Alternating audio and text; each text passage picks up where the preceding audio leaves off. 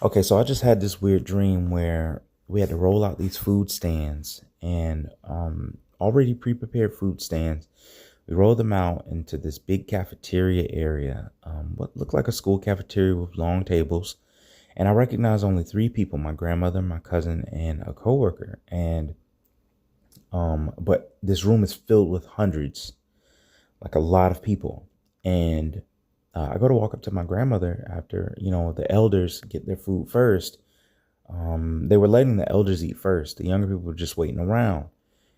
And so I asked my grandmother, I patted her on the back. I was like, "You doing okay? You enjoying yourself? Is the food good?" She turned around and looked at me with a mean look. Like it looked bizarre. And so I walked away and I went to go sit down next to the coworker. And, I said hi. She waved at me, but she had on pale makeup with this sharp red blush. And her skin is like a natural, even tone skin. But she had on this white makeup with a weird blush. And her hair was pulled back into a tight ponytail. And as I sat down to go to start talking to everyone, and, I only recognized her.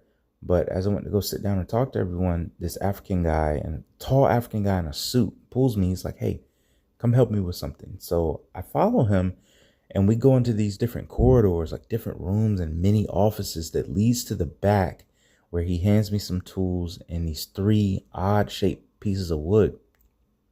I turn around and I leave out of these corridors, back out of these different multiple turns and things, and past these offices.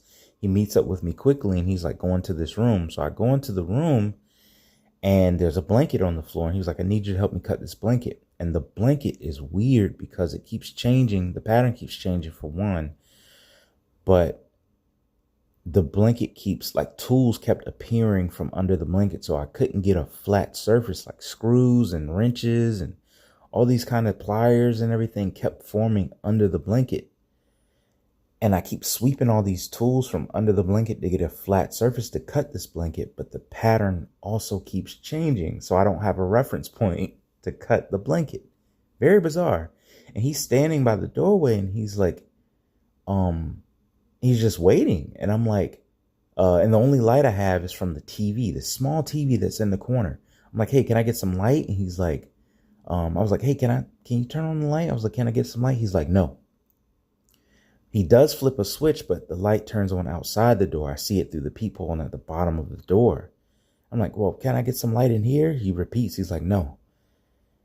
And I go to try to cut the blanket and it just gets worse. The pattern keeps changing and it's weird. And he's like, "Never mind, bro. Go